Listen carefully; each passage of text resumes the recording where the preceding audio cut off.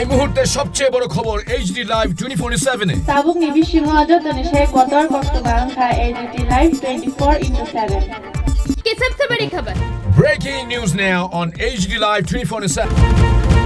পুরো নির্বাচন দরজায় করা নাড়ছে, আর ঠিক তার আগেই রাজধানী আগরতলার নাগরিক পরিষেবা এবং শহরের সৌন্দর্যায়নে একগুচ্ছ নতুন প্রকল্পের আত্মপ্রকাশ ঘটল।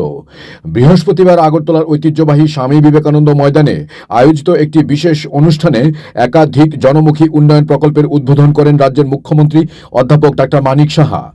আগরতলা পুর নিগমের উদ্যোগে আয়োজিত এদিনের অনুষ্ঠান ঘিরে নাগরিকদের মধ্যে ছিল বিশেষ উদ্দীপনা। মঞ্চে মুখ্যমন্ত্রী অধ্যাপক ডাক্তার মানিক সাহা ছাড়াও উপস্থিত ছিলেন mayor Dipak Majumdar, deputy mayor সহ নিগমের অন্যান্য আধিকারিক ও বিশিষ্টজনেরা। এদিনের অনুষ্ঠান থেকে একাধিক গুরুত্বপূর্ণ পরিষেবার আনুষ্ঠানিক সূচনা করা হয়, যার মধ্যে রয়েছে সবুজ সেনা প্রকল্প, যা আগরতলা শহরের সামগ্রিক পরিচ্ছন্নতা ও বর্জ্য ব্যবস্থাপনাকে আরও সুসংহত করবে। তাছাড়া প্রযুক্তিকে কাজে লাগিয়ে নাগরিকদের হাতের মুঠোয় পুরো পরিষেবা পৌঁছে দিতে চালু হলো এই বিশেষ ডিজিটাল প্ল্যাটফর্ম আমার আগরতলা অ্যাপ। এছাড়াও মশাবাহিত রোগের প্রকোপ কমাতে এবং জনস্বাস্থ্য সুরক্ষায় সূচনা হয় মশামুক্ত ত্রিপুরা কর্মসূচির। এখানেই শেষ নয়, শহরের অলিগলিতে দ্রুত পরিচ্ছন্নতা অভিযান চালাতে এবং বর্জ্য নিষ্কাশন ব্যবস্থা সুগম করতে এদিন 51 মিনি ভেহিকেল বা ছোট বর্জ্য বহনকারী গাড়ির সবুজ পতাকা নেড়ে আনুষ্ঠানিকভাবে যাত্রা সূচনা করেন মুখ্যমন্ত্রী। এদিন মুখ্যমন্ত্রী অধ্যাপক মানিক সাহা বলেন, আমাদের প্রধান উদ্দেশ্যই হল নাগরিক স্বাচ্ছন্দ্য। এই সমস্ত নতুন উদ্যোগের মাধ্যমে আগরতলা শহরকে আরও বেশি পরিচ্ছন্ন, আধুনিক এবং প্রযুক্তি নির্ভর করে তোলার এক বিশেষ লক্ষ্য আমরা হাতে নিয়েছি। শহরবাসী যাতে প্রতিটি পরিষেবা সহজে পান, সরকার সেই দিশাতেই কাজ করছে।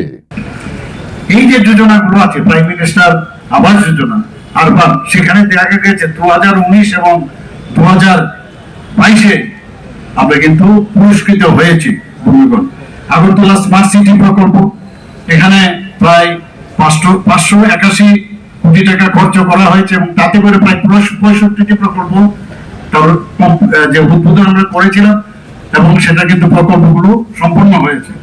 1 অক্টোবর 2022 মাননীয় রাষ্ট্রপতি শ্রীমতী দ্রৌপদী মুর্মুজি স্বচ্ছ সর্বেক্ষণ